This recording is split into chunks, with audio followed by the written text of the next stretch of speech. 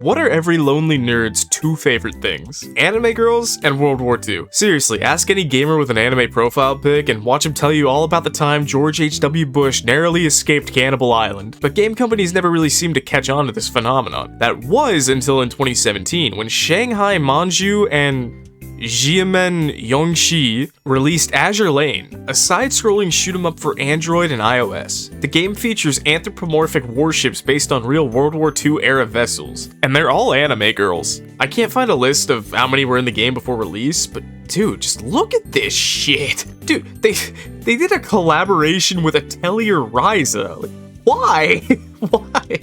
But we're not here to talk about the mobile game, no sir. I want to talk about the things that stemmed from its popularity. For instance, did you know there was a console game? Azur Lane Crosswave is an Idea Factory / compile art game. It was released in August 2019 and localized in February 2020. Nintendo Switch users wouldn't get to experience it for an entire year. Life just isn't fair sometimes. So how is it? Well, let's boot it up and find out. Dude, this is so funny looking. Like, they took these two. Okay, they took these two and added a grainy black and white filter, like trying to make it look like a real ship from the era. Like, dude, I don't know why, it's just so stupid. Unrelated, but does anybody else think, like, the photos of ships from, like, that era just look so eerily creepy? They're just super unsettling. We get a brief music intro. Idea Factory is really good at making these. They look neat, but they don't really tell you anything. We then get the title of the game screamed to us by a random character. Azur Crosswave! And even better, we get a secretary. Why is it called communication? She's just screaming in fear.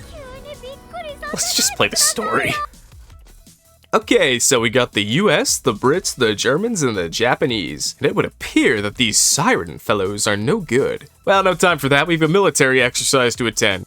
Here we meet our protagonists, Shimakaze and Saruga. Shimakaze is pretty carefree and chipper, whereas Saruga is more nervous and cautious. They make for a good dynamic. We get to navigate a hub world area where we can collect items or interact with events. Our heroines get surrounded by the sirens and have to fight their way out. We can choose up to 3 characters for both our main fleet and support fleet. The main fleet are the playable characters, while the support fleet just gives us buffs. But to start, we can only use Shimakaze and Saruga. We'll have to unlock the others. Now, you might think you'd unlock these characters as you progress the story. And you'd be kinda right, we discovered the girls as we progress the story. To unlock them though, well, every time we complete a battle, we earn 2 kinds of currency, gold coins and these green credit cards. The credit cards are used to unlock new ships, meaning you might have to save up to acquire your favorite, which is really stupid. It's dumb. Couldn't you have me complete a specific challenge to unlock somebody? I don't know, maybe to unlock Lexington, you have to complete Extreme Battle 10 using only Saratoga and San Diego. I don't know, man, it's something more interesting than give me 50 green boys and I'll give you Rabbit Girl. Did I mention there's 61 characters to unlock? Now, the combat itself is actually pretty fun. Skating around on the water, firing off torpedoes or aircraft strikes, dodging enemy attacks, blasting the hell out of everything in sight, it all culminates into a ridiculously good time. The game encourages you to complete each stage in under 2 minutes, among other things, in order to obtain an S rank. However, I found the game to be at its best when I was in a, 5 to 6, even 7 minute slugfest, struggling to deal damage while also not get my ship sunk. I think the game's at its best when you're just struggling to win, not struggling to speedrun. Back to the story. After dispatching their foes, the pair discovers some mysterious cubes. The Sakura Empire determines that the cubes are quite mysterious and potentially dangerous, and they're rapidly drifting into Eagle-controlled waters. It is decided then that in order to avoid international incident, the Sakuras will host a joint military exercise alongside the Iron Blood, the Eagle Union, and the Royal Navy. The exercise will center around the collecting of cubes, while the Sakura Empire keeps them all for themselves. This is all going according to plan until the first night. Shimakaze took a special rainbow cube as a trophy. A siren named Observer goes to retrieve it from Shimakaze, luring her into the basement of the resort. Observer is confronted by a coalition of ships, and then grade A hijinks ensue. After several minutes of talking and a brief tussle, Observer manages to escape. The exercise continues on with Shimakaze and Saruga throwing hands with the Royal Navy, Eagle Union, and Iron Blood respectively. Enterprise and Bismarck realize the Sakura's main intentions of gathering the cubes, because they're not stupid, and the Iron Bloods bomb a warehouse for shits and giggles. The sirens appear again, this time revealing the true nature of the cubes. They're actually mirrors of the soul, capable of matching your heart's true desires. Meaning, depending on your heart's desire, they're potential WMDs. The nations all disperse to discuss what to do next amongst their own. A few of them disagree and go off on their own, but in general, the Eagles want to destroy the cubes, the Royals want to control the cubes, the Sakuras have no idea what to do, and the Ironbloods, well, they're all over the place. Shimakaze and Tsuruga decide the best course of action is to form a council to oversee and control the cubes, and they beat all the others into agreeing. After one final fight with Bismarck, Purifier and Observer reappear. Puri takes control of Observer and forces her to summon a massive fleet of sirens, quickly overwhelming our heroes. Luckily, all of the support ships arrive in the nick of time, turning the tide of the battle. After destroying the enemy fleet, our heroines throw hands with Puri and Observer, defeating them and securing a peaceful future. So that's the story, and it's not bad. It's actually pretty good. It's incredibly lighthearted. It really doesn't take itself too seriously at all. I really like the climax at the end with like the giant battle of sorts, you know, just seeing all the support ships show up and be like, hey, let's get them, gang. Yeah, I thought the story was good. So aside from story mode, what else we got? Extreme battle mode is where we battle. Extremely. It's 100 battles. That's it. That's the game mode. There's also episodes. These are short visual novels that show us some more characteristics of the girls. They're entertaining enough, but I only really remember the one where Unicorn chases Cleveland around the island. I think there's one where like Arc Royal and somebody else play chess or shogi. I don't really remember them. They're fine enough. And who could forget picture mode? I'm having so much fun. Wow. Now there's one more feature worth mentioning. Ever since booting up the game, there's only one thing that's been on my mind. Marry me, queen! Well, turns out I can. There's a marriage system. Firstly, we'll need to get a ship to level 100. That's easy enough. XP is shared with the entire collection. Next, we need to get 10 shards for a specific ship in order to initiate a cognitive awakening. Prestige them. It prestiges them. Then we're gonna need to use them 10 times in battle while simultaneously having them as our secretary for those 10 battles. And finally, we need to grind 25 girl-specific heart tokens so we can craft them a unique engagement ring. Yeah, it's kind of a lot. What you're looking at is the notebook I used when I was going for the platinum. So for the platinum, you have to marry everybody. And looking at this notebook, it kind of just looks like the scrawlings of a schizophrenic. So the bottom part is just the 10 battles for everybody you had to do. That makes sense. And then obviously the top right says done, but you need the hearts. So that was like all the characters who I guess I didn't have enough hearts for. And then the middle section is just, yeah, marriage takes a lot, clearly. And after all that, we're rewarded with this. まあ、大人をからかうものじゃありませんよ。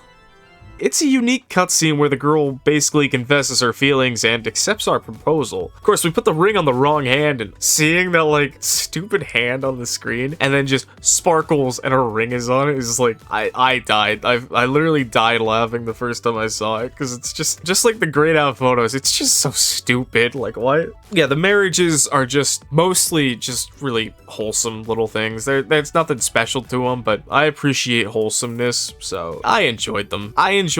But I just wish it wasn't such a pain. And yeah, that's basically the game. It's alright. The story mode is good. Alright, the story is fun. It's lighthearted, it doesn't take itself seriously, it's entertaining, you can knock it out in an evening. The characters are super likable, the characters are fantastic. This game is very disappointing because there's a lot of stuff that's good, but they just drop the ball so hard. So actual combat, like when you're actually fighting, is actually very fun. I really liked that. But how you unlock girls is just so stupid. They took the speed thing from the mobile game, I know that for a fact. They're like, oh, you're supposed to complete it in under 2 minutes. They took that from the mobile game and they shouldn't have. The game is at its best when it is a struggle to succeed. So I didn't talk about it, but there are different like ships. Obviously, you got destroyers, battleships, aircraft carriers, etc. And while the characters are all unique looking, they all play the exact same. Like every destroyer plays the exact same as every other destroyer. Every battleship plays the same as every other battleship. You can beat everybody in this game by using the exact same, like, 3 ships that you have. Throughout the game, I used Shimakaze, Ayanami, and Kaga, and then my sport ships were all Japanese, and I just stacked them like that. The problem is there's no reason for you to build a fleet of ships for every empire. It should have been maybe the Eagle Union does bonus damage to the Sakura Empire, the Sakuras deal bonus damage to the Royal Navy does bonus damage to the Ironbloods, and the Ironbloods do bonus damage to the Eagle Union. It should have been like a challenge, and it's like, oh crap, I gotta fight the Eagles now. I need to get my Ironbloods out, which wouldn't have worked because there's only 3 ships for the Ironbloods that you can play as anyway. There was so much they could have done with this game to make it more enjoyable, but instead, the game encourages you to speedrun it. It could have been so much better and so much more. It's just so disappointing, man. It could be so much better. And it's a real shame because I really like the characters. It's probably never gonna happen, but if there is a second Azure Lane Crosswave game that gets released, I'll buy it. I'll play it. I really like the characters, and I wish I didn't have to play the mobile game to experience them again. Well, it's a good thing I don't, because there's an anime. Azure Lane the anime came out in fall of 2019, and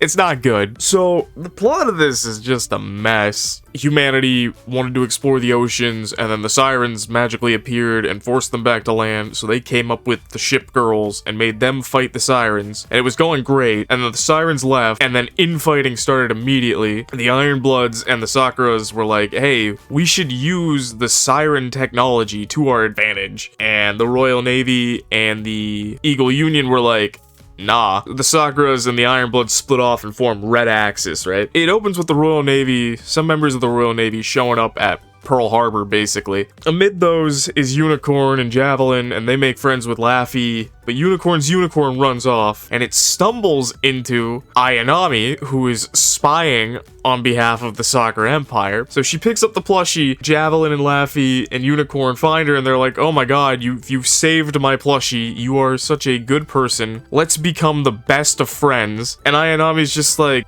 what? I gotta go. So she runs off, right, and she, reports in, and the Sakuras commence the attack. So they start attacking. Unicorn jumps into action because she's an aircraft carrier. Kaga sees this and is like, ah, cool. A free kill. So she goes to beat the shit out of Unicorn and does. And then Enterprise shows up, and Enterprise bodies Kaga. And then Akagi's like, okay, that's it.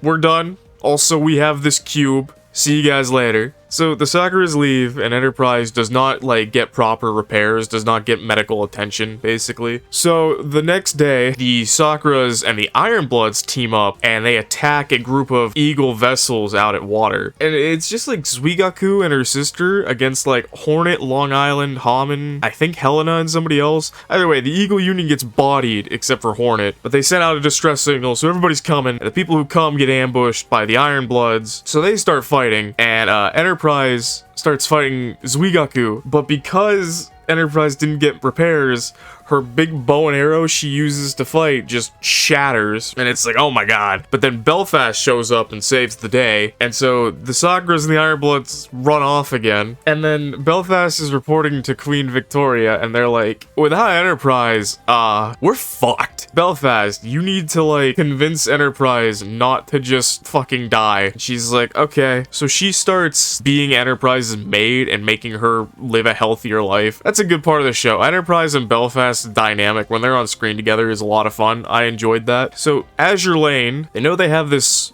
weird cube, and they know that the Sakuras are planning something. So they send Sheffield and Edinburgh to spy on the Sakuras, and they see Akashi walking off to this cove. She has no idea where she's going either. So Akashi just stumbles upon this giant ass ship. Nakagi's talking with a siren. Akashi's like, oh, I should leave. And then Kaga just stumbles upon Akashi and is like, hey, what are you doing? So they grab Akashi and they're like, well, I guess we have to kill you. Just then, Sheffield shows up, just blasts the shit out of Akagi and Kaga, and takes the cube. Her and Edinburgh are running with Akashi on their backs, and they're like, what are you doing? She's like, I don't want to die. Yeah, okay, fair, come on. They get out to open sea, and it's basically Sheffield just has to, fight their way out, and they manage to get away. to this abandoned island where they send out a distress signal. So they send out this distress signal, and the Sakuras know they're at this structure. But when I say structure, it's massive. Like, it is a giant man-made island that's been abandoned. So they're hiding in it while the Sakuras have, like, surrounded them. They're all around the island, sending in their stupid little airplanes flying over. Azur Lane sends out a fleet of ships. So it's basically like a stalemate, and then they send in a recon force, right? They send in Cleveland, Belfast, Javelin, and Laffy. And Javelin and Laffy are just like obsessed with Ayanami for some reason. Again, like they knew her for 4 seconds. They're like, oh man, I sure hope we don't run into Ayanami. That would be really bad. So there's a big thick fog, and the 4 Azur Lane ships are going in. Cleveland and Belfast run into Otago and Takao, but Javelin and Laffy get separated. So out of the fog walks Ayanami, and then Ayanami attacks them and throws them through a building. Meanwhile, Sheffield and Edinburgh and Akashi get discovered, so they're fighting off the Iron Bloods. Belfast is like, oh, we gotta go help them, like, we gotta get through this, and Cleveland's just like, hey, I'm stronger than I look, I'll take care of these two, you get out of here. Belfast runs off to try to help Sheffield and Edinburgh, while Cleveland just, like, fires shots at the other two, and then I don't even know if the fight concludes. Like, I think that's all you see. So, Ayanami has attacked Javelin and Laffy, and they're like, we don't want to fight. And she's like, we have to fight, we're enemies. And Laffy's just like, no. So Ayanami starts, like, swinging at her, but can't bring herself to make contact, so she just kind of cuts her hair a bit. So Belfast shows up to save Sheffield and Edinburgh from certain death, and then it's like, oh, we still outnumber you, but then Enterprise shows up, and she's like, you know, all cool and shit. So the Ironbloods are like, alright, we lost, come on gang, pack it up. So they leave. Enterprise saves the day once again. So now they have the cube, and they get back to Azur Lane, and, you know, her and Belfast are still, you know, becoming pals, and it's basically, why are you fighting yourself to death? She's like, well, we're bred for war. And, you know, Belfast is just like, I mean, like, yeah, like, look at everybody else. Like, they're all just, like, living life and shopping. Like, no, we're not just monsters for war, Enterprise. Come on, bud, what are we doing? So, they assembled the council, if you will, to, like, ask Akashi what the hell is going on. Akashi's like, I have no idea.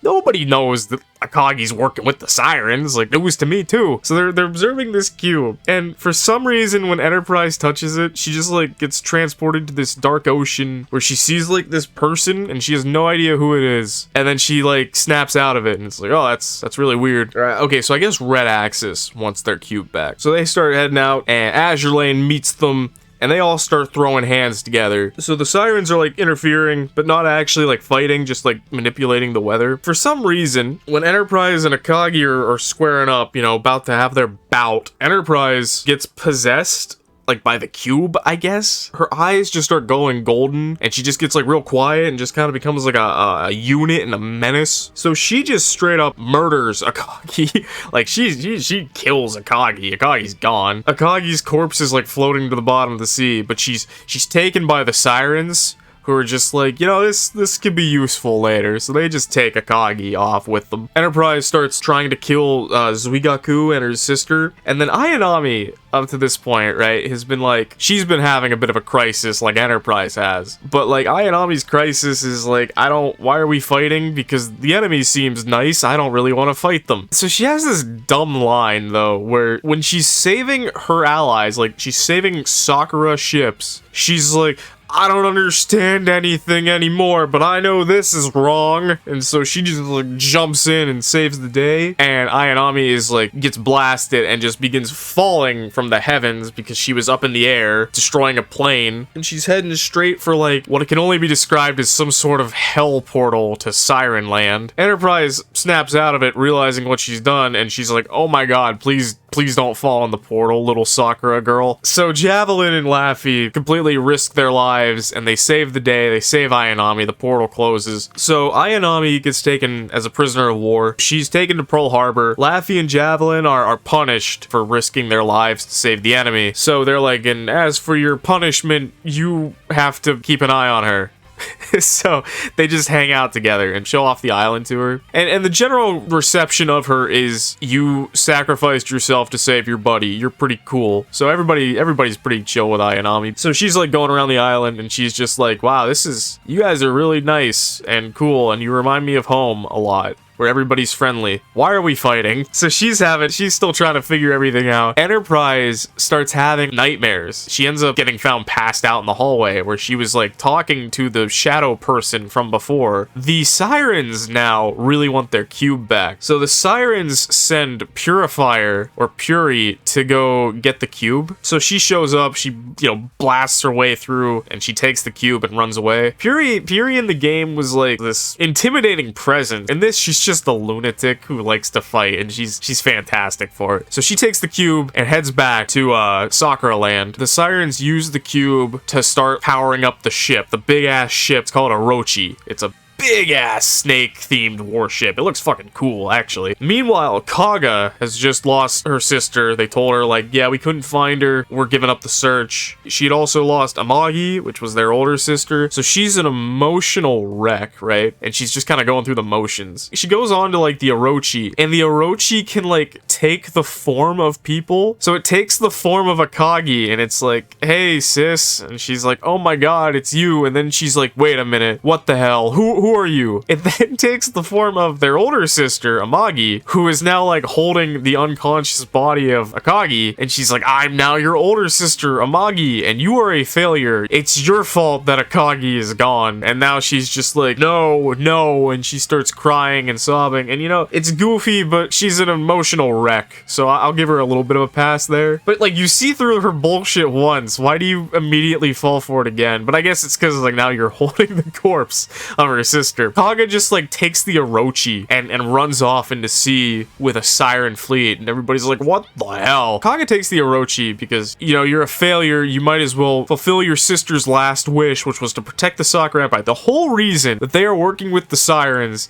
is to better protect the Sakura Empire. We'll get back to that in a minute. So they go out to sea and they just launch like a fucking ballistic missile or a nuclear warhead. I don't know which it is. They just launch a fucking rocket. They completely destroy the abandoned settlement that Sheffield was fighting in earlier. Azur Lane finds out about that, and they're like, holy shit, what do we do? Everybody's like hanging around talking about it, and then Enterprise shows up, and they're like, Enterprise, thank God, what do we do? Enterprise is like, let's go get them. And everybody's like, hell yeah. So Azur Lane decides we're gonna go attack this fleet head on. The Sakuras and the Ironbloods are like, holy shit, what is she doing? What is that? Let's go stop her. A bunch of the Sakuras are sitting around and they're like really bummed because shit's kind of been bad for a minute, and Yukikaze is like, I miss Ayanami, Akagi's dead, this is stupid, why, like, this war is dumb, and they're like, yo, chill, can't say that. And I think it's Zuigaku who's just like, you know what, this war is stupid. Ayanami got captured, Akagi's dead, Kaga's a wreck, we're working with the Sirens, like, what is happening? And everybody's just like, yeah, this war is stupid, what are we doing? The Sakuras and the Ironbloods start fighting the Siren fleet controlled by Kaga. Azur Lane shows up and everybody's basically like, let's all team up and stop that. And they're like, yeah. So they all start fighting the Siren fleet. A small coalition force gets close to Kaga and they're like, hey, stop it. And she's like, no. And then Suigaku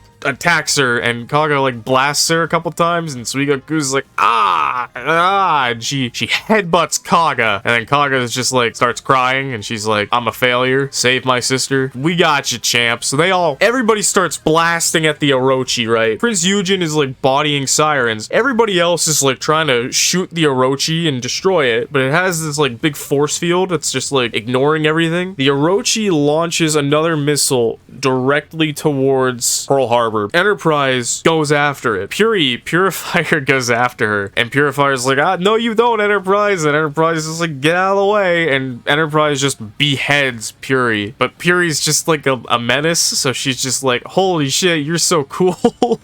She's just a head now. Enterprise manages to destroy the missile, and everybody thinks she has sacrificed herself, so she's just like sinking to the bottom of the ocean, and she's talking to the Shadow Girl again, and I have no idea who this is. I think she's like the worst part of Enterprise, or she's a personification of mankind's tendency for war? I don't know. Enterprise is just like, you know what? No, I was made to fight, but you know what? No, I was made to save the world. So she just comes out of the sea, the big ass ship out of the ocean, and she's like, come on, everybody, fight. And for some reason, she can now control her like golden eye power. And you know, everybody's like, we can't break the force field. What do we do? And then Enterprise just one-shots it. Enterprise just one-shots the Orochi because she felt like it. And then Akagi and Enterprise have a nice little moment where they're like pals. So the Orochi is like sinking. The sirens have all went away a bit, right? And so Observer has like Puri's head, and Observer is just like, that's okay, gang. We didn't really want to win anyway. We weren't even trying to win, right, guys? And Puri's basically just like, cope.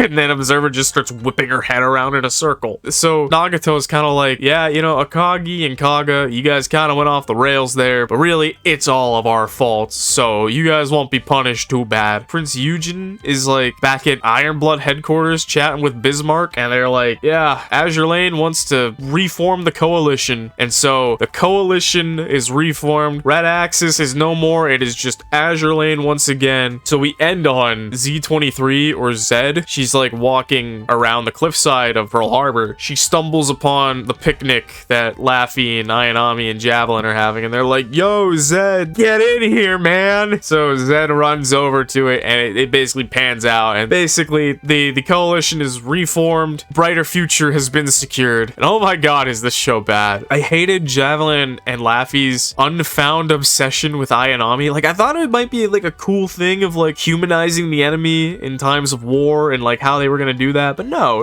it's not that. It's just the two Azure girls just have an unhealthy obsession with the Sakura girl. The Ironbloods in general are barely in this show. Prince Eugen is in it a lot, and she's fantastic because she's always like scheming or just plotting or just being a nuisance. Zed is only like comic relief, so her getting tossed in at the end there just doesn't make any sense. She doesn't talk to Ayanami once in this show. I swear she doesn't. Maybe she does, but I swear she doesn't. So Akagi working with the Sirens is so stupid. Observer is just like, I know you want to like protect your nation. We can do that. We got this cube. Why would you trust the Sirens? Why are you trusting the enemy of humanity to help you? You have so many cool characters, and none of them are allowed to be cool because Enterprise has to be the Giga Chad. Bismarck is in the intro of this show. She gets 6 seconds of screen time. Why even put Bismarck in the intro if she's not even in the show for more than like 10 seconds? I kept waiting. Final fight. The final fight, it's kind of mid. You get cool moments like where Eugen is literally like ripping apart Sirens. That's like the only cool part I can think of, actually, because everything else is like, we have the power of friendship. You're listening to a guy who loves fairy tale. Like, the power of friendship doesn't usually bother me. In this case, it did, because nobody's doing anything cool. Nobody did anything cool in that final fight. They all just shot the fucking force field, and it's like, wow, we can't do it, but the Enterprise is here. Hooray! Enterprise, Belfast needing to babysit Enterprise because she's afraid of the ocean. I like Belfast and Enterprise on screen together. I thought that was fine. I thought when Javelin and Laffy were showing Ayanami around, I thought that was fine too. Arc Royal is just like observing them and being weird, so that's kind of fun. The show is just